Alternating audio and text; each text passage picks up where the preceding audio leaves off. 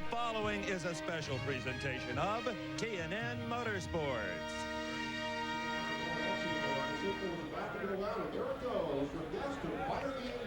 Live on NHRA today, round one coverage of the 28th annual Tools Gatornationals.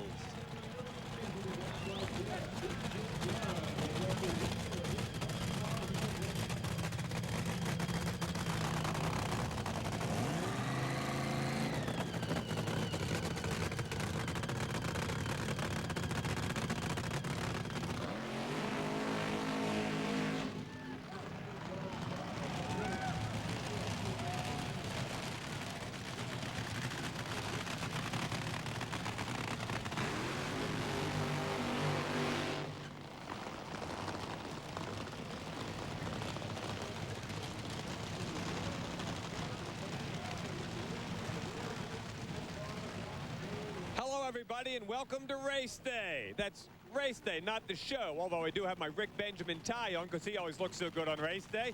I'm Bob Fry, and we have got sensational qualifying action behind us. Round one of Top Fuel on the line. Let's take a look at that ladder. A very quick field. Went from Joe Amato's 459 at 316 to Kristen Powell's bump spot at 481. Look at that, Bernstein and Scott Coletto on that side of the ladder. So is Tommy Johnson Jr. Corey Mack's best qualifying effort in a while. Eddie Hill hasn't won since Topeka. That's a round, not a race. And Gary Selzy looking to three-peat. Let's take a look on the starting line. Our first pair, Top Fuel here at the Tools Gatornationals. It will be Mike Dunn and the Mopar machine on the starting line against the layback entry. That is Tony Schumacher.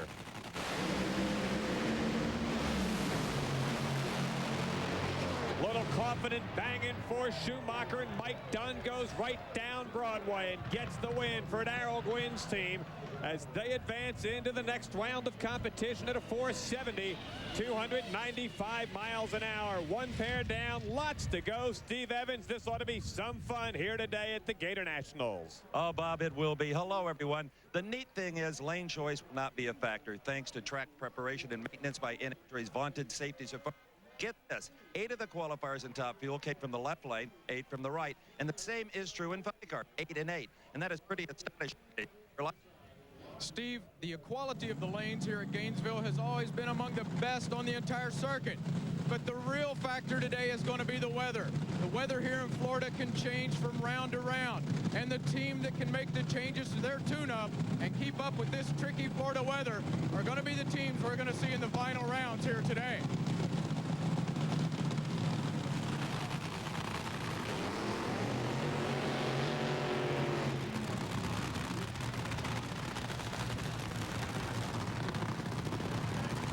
Here comes Jim Head. That is the new look. Close call communications machine. He will duke it out with Connie Coletto. Coletto qualified in the number 6 slot. By the way, if you were looking at that ladder, and if the Miller Lite car of Larry Dixon and Don Perdome was one of your favorites, they were conspicuous by their absence. They failed to make the cut here this weekend. Magnificent day weather-wise. If NHRA in Florida could model this baby, everybody'd make a bunch of money. There'd be a lot of smiles on their face. 470, the elapsed time that got Connie into the program. Jim Head qualified at a 474, 303 miles an hour. The new close call communication phone card machine. It's been a long while for Jim Head to win down in the sunshine state of Florida. Connie, well, there's never any middle ground. He either runs like gangbusters here or he's got big problems. This is the second pair on the starting line, round one of the Tools Gatornationals.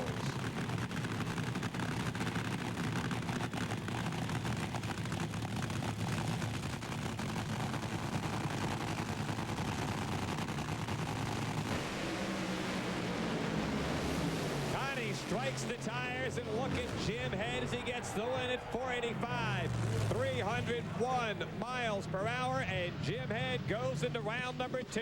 Connie Coletto is out of here. How about that? NHRA Today is brought to you by Mopar, Chrysler Corporation Parts, and the Chrysler, Plymouth, Dodge, Jeep, and Eagle dealers who sell and install them. We'll have more live right here on TNN coming up next. Welcome back to the Sunshine State. There is truth in advertising after all. I'm Bob Fry with Steve Evans and Casey Spurlock. Before we see the next pair, we'd like to show you something that happened yesterday in qualifying. Marshall Topping of California driving John Mitchell's Montana Express in the near side. You'll be able to see visually what takes place with the race car as the car breaks apart at the top end of the racetrack. Marshall Topping is in the hospital. He suffered severe chest and lung contusions. He is responding to commands, has no apparent head injuries at this time, and all of us send our best wishes and prayers to Marshall Topping for complete and speedy recovery. This is Bruce Sarver in the CarQuest World's Best Oil Machine. He's going to go against Scott Coletta. So far, Steve Evans, what you said at the top, apropos, two cars, a win in the left, a win in the right. Yep, I'm glad when I'm once in a while right. Watch this Sarver car with crew chief Lee Beard. At this race, they have finally hit their stride. Consistently low 470s, big speeds, 309 miles an hour. And this is where Lee Beard struts his stuff right now. Sarver qualified at 475. Scott Coletta to 468.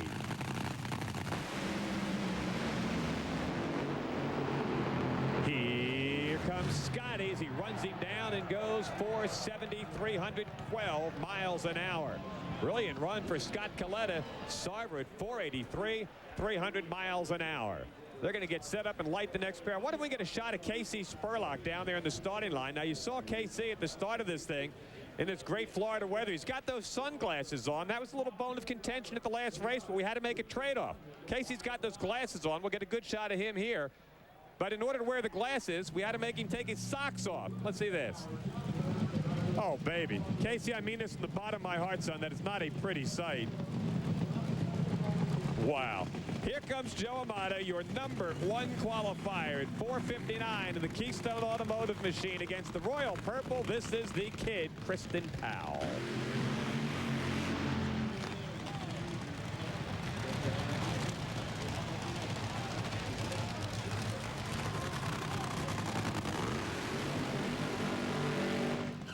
Joe Amato was brilliant out at Pomona with those 450s, beaten in the final round. He struggled a bit at Phoenix, but Stevie came right back here. He has not been out of the 60s all weekend long, and he is flirting with a 320-mile-per-hour shot here today. I think he can.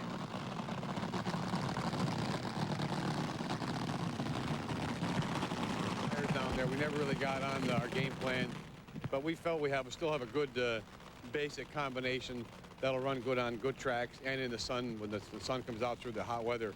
So Jimmy Prock and the boys are doing a good job, and I'm real excited about our chances this year of making a run at the championship. Dabbing up a little fluid there in front of the Valvoline Keystone Automotive Machine. The Royal Purple Sequent high schooler, 17 years old, the only Top Fuel driver that also has a junior dragster license. Steve, has she got a shot to punch out the #1 boy here? You know, she had a great outing, her debut at Pomona. A lot of people think that was a fluke, a flash in the pan. The track just came to them. They didn't qualify at Phoenix. They went testing. No, I don't think she does. I think she needs a little more seasoning and Mike Clover a little more experience with this car. Boy, that's a great shot, isn't it? Looking right back at her. Ladies and gentlemen, boys and girls, it's the ladies and gentlemen, boys and girls on the starting line.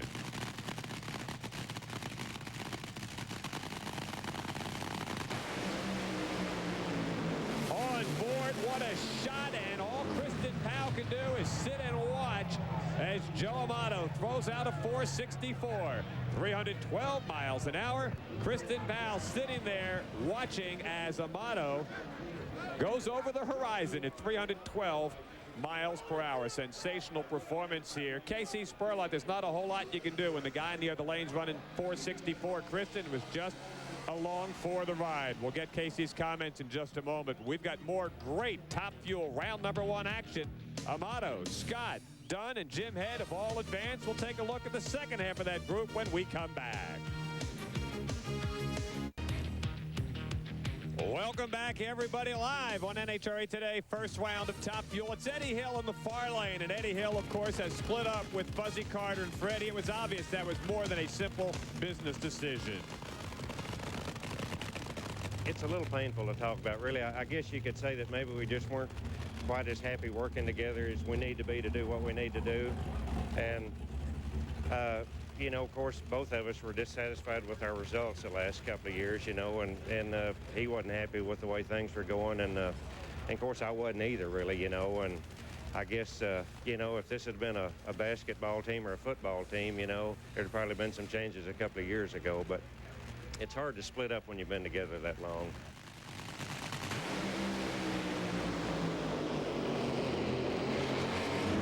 Whoa, an explosion for Eddie Hill. Corey Mack gets the win, and Eddie Hill, with all those years of driving experience, bringing that Pennzoil car to a halt.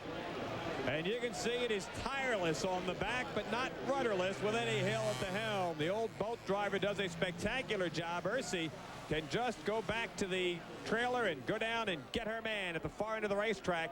A great run for Corey Mack at 463. The NHRA Safety Safari right on top of things. Eddie was side by side with Corey Mack, a couple of hundredths apart at the 8th mile mark, and then everything kind of went kaboom. Watch it on the far side. The McDonald's Ziploc car in the near lane. Eddie Hill on the far side, and he really never even turned the tires in the burnout. Didn't think he'd get this far down the track. And now watch this. Bang. Oh, that's nasty looking.